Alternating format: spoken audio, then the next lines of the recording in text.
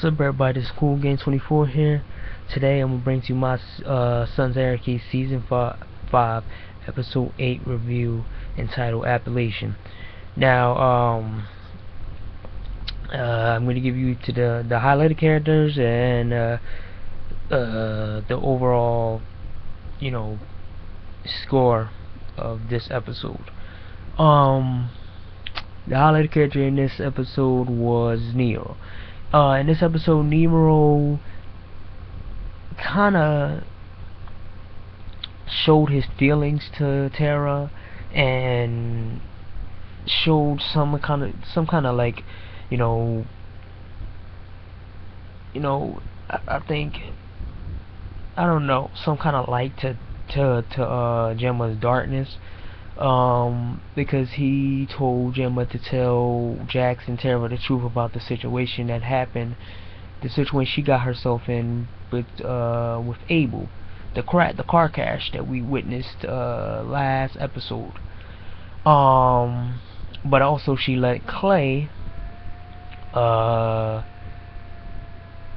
a lie for her and tell Jax that it was Black that ran her off the road instead of her carelessness of being high behind the wheel.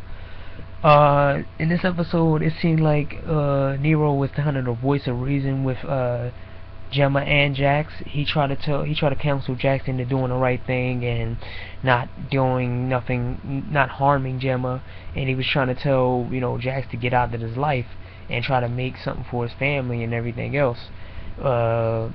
To me, in this episode, Nero is kind of naive because he don't know what Jack's been through. He don't know the real who Gemma really is. He doesn't know, so he thinks Gemma is something that he's witnessing right now. He's witnessing, Clay's abusive and Jack's abusiveness, but he never witnessed and never saw Gemma being manipulative to every kind of thing situation. He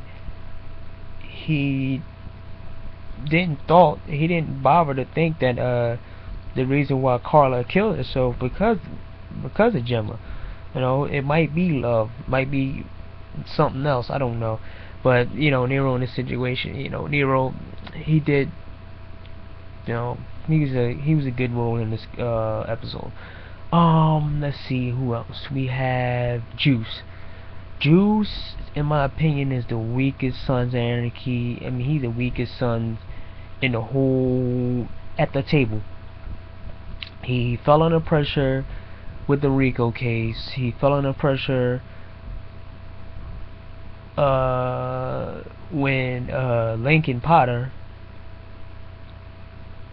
was going to reveal his secret that he was black, and using it against him. He didn't take it like a man and wanted to get out, to see if his friends was loyal to him and it was a true brotherhood. But he took the bitch way out and basically killed somebody, got his way in the table, and got Bobby in prison. He told Clay about the whole Rico situation and his situation, and to me that was the dumbest thing you can ever do. One reason is because he gave Clay more ammo to use for whatever plan he's trying to make. Now Clay has a couple more episodes to make a new plan based off what Juice just told him. Now he has another pawn to play because he has Juice and he has the information on the Glendo and on the Rico case. Like I said before, man, something has to be done with Juice, because I don't think Juice can handle being in the club. Giving him valuable information is like giving valuable information to a girl that tells everybody business. Let's see. We have Clay. Clay in this episode showed small weakness in himself when it comes to Gemma. He lied for Gemma in this episode so Clay won't hate Gemma, and he, confessed to Juice about what was really going on. Uh, I don't believe what he said. I don't believe he was trying to bond with Juice. I think he was just trying to give Juice something so it make Juice feel better. But with Gemma, he did. He did want to protect her. He only has one person. He's a king. He's a former king without a. He's a former king. Got literally his throne got forced off his throne by someone younger and his stepson. So basically, he is now. So it's kind of like he has. You see a little bit of cracks in this episode, not big ones, but a little bit of cracks in this episode. But yeah, that's about it for him. Gemma, she is, as I said before, losing her grip on reality and losing her power as a person and as a status in the club. Her status in the club is null and void. She's not there anymore. She is not a deciding factor for anything. She can't manipulate everything. She can't have people to do things for her like she used to. In this episode, it shows with her mistakes and her being, exiled from not exiled from Jax's family, so she don't see the boys, exiled by Terra, and her weakness to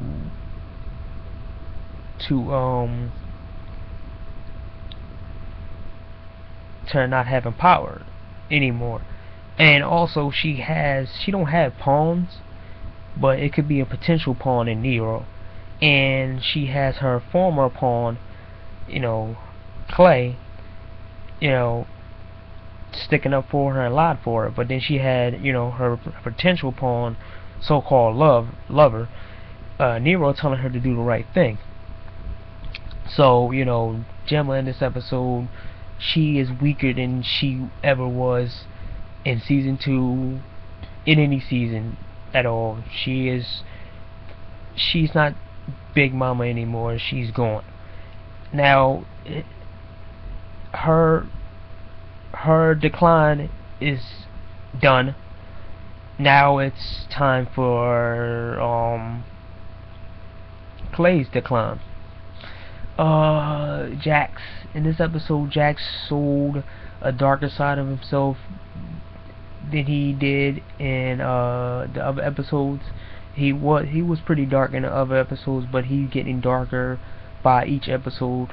In this episode, it showed that his ruthlessness against anybody against the club, he's gonna kill him. The attempt assassination failed. The failed assassination. He killed one of the guys, and the other guy got away. He chopped off the guy he killed, hands off, and gave one to Unser and gave one to Pope. Unser ID'd him as being somebody else from an outside club, and Pope told him don't ever try that shit again, and Pope gave him the information. He chased the guy down, went on the roof, found out the information about it, but they were sent by Frankie Diamonds, which I think was bullshit, because I think Clay sent him in and used Frankie Diamonds, alias, I don't know. But if it was Frankie Diamonds, he kudos to Frankie Diamonds for being smart enough to take advantage of the situation.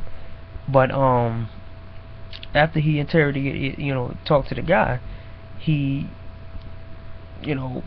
shot the guy in the gut 3 times and let the guy fall off the roof and hit his head and, basically actually killing him. He was dying anyway. But the ruthlessness, you don't know. You see how ruthless he is, to the point where you see Happy at what's his name, Chibs, looking at him like, whoa, we didn't expect this from him. When he chopped off the guy's hands, you saw Bobby's face like, whoa, what the fuck happened? Like, you seen what's his name too? Fuck his name, Tick face too. Like, whoa, what's going on? Everybody's seeing him changing little bit by little bit, but this is not his. This is not the hype of his darkness yet. You haven't seen it. You know, this review is pretty late, so you know I got a lot more episodes to review. But as I said, you know, he's gonna get darker and darker. In this episode, basically it shows, you know, basically whoever against the club and whoever try to take, you know, anybody involved in any type of situation against him, he's gonna kill. He's not gonna care about it. But I don't know if he will turn on his own people. So yeah, in this episode, and also he was told by Roosevelt that he has a rat at the table, so he looked out for that.